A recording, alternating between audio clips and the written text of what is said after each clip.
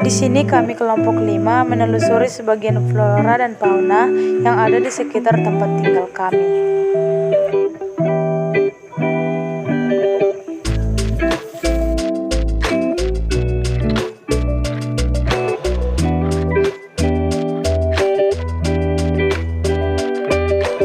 Nama flora ini adalah kopi ateng.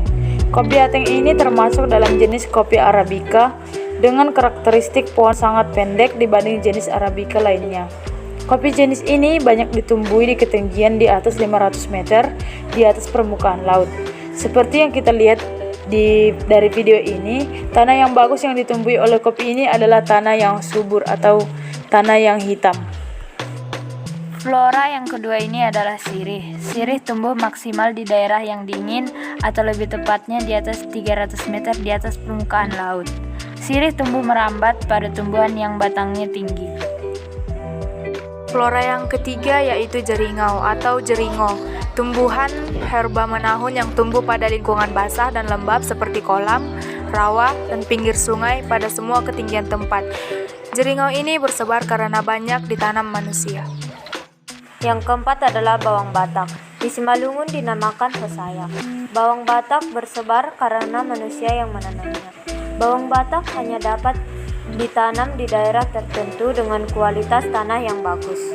Yang kelima, tumbuhan katarak. Tumbuhan ini merupakan tanaman liat yang tumbuh di tempat lembab seperti di pinggir sungai, semak, dan pekarangan rumah. Yang keenam, yaitu pinus. Tanaman pinus adalah tanaman yang tingginya mencapai 10-40 meter dan tumbuh pada ketinggian 300 hingga 1800 meter di atas permukaan laut. Pinus dapat tumbuh pada tanah yang kurang subur, tanah berpasir, dan tanah berbatu. Tanaman yang ketujuh yaitu kacang tanah. Kacang tanah merupakan tanaman polong-polongan yang termasuk ke dalam suku Fabaceae. Ia dapat tumbuh di tanah yang subur dan pada daerah dengan ketinggian 500 meter di atas permukaan laut. Curah hujannya berkisar antara 800 mm sampai 1300 mm per tahunnya. Suhu yang dibutuhkan dalam budidaya tanaman ini yaitu berkisar antara 28 Celcius sampai 32 Celcius. Tanaman yang kedelapan yaitu kunyit.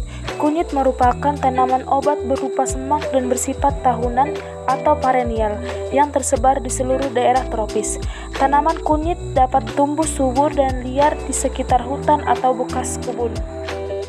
Tanaman kunyit tumbuh bercabang dengan ketinggian 40 sampai 100 cm. Tanaman yang kesembilan yaitu cabai. Tanaman ini bisa tumbuh dengan baik di dataran rendah hingga ketinggian 1400 meter di atas permukaan laut. Di dataran tinggi, cabai masih bisa tumbuh namun produksinya tidak maksimal. Suhu yang optimal untuk pertumbuhan cabai merah antara 24 hingga 28 derajat Celcius. Flora yang pertama yaitu kadal. Kadal merupakan reptilia yang paling sukses berkembang di dunia dan bahkan sering dijumpai di semua habitat, hutan, gurun pasir, padang rumput, kebun, sawah, dan daerah berawa. Bahkan di pemukiman dan kota-kota, dimanapun selama kadal bisa menemukan makanan kesukaan mereka. Fauna yang kedua yaitu ayam. Ayam merupakan unggas yang biasa dipelihara untuk dimanfaatkan daging, telur, dan bulunya. Ayam peliharaan merupakan keturunan rangsang dari salah satu subspesies ayam merah atau ayam bangkelawang. Ciri-ciri habitatnya yaitu tumbuh berkembang di daratan seperti lingkungan alami seperti hutan maupun di lingkungan buatan. Fauna yang ketiga yaitu kaki seribu.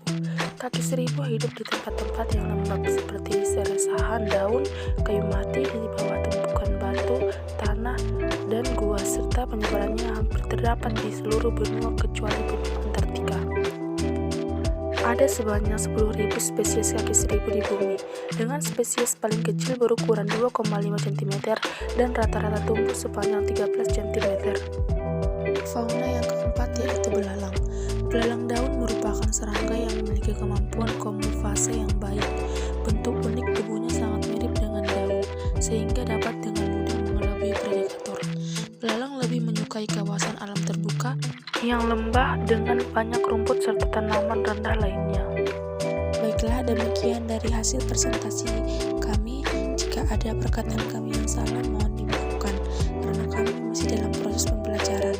Akhir kata kami ucapkan sekian dan terima kasih.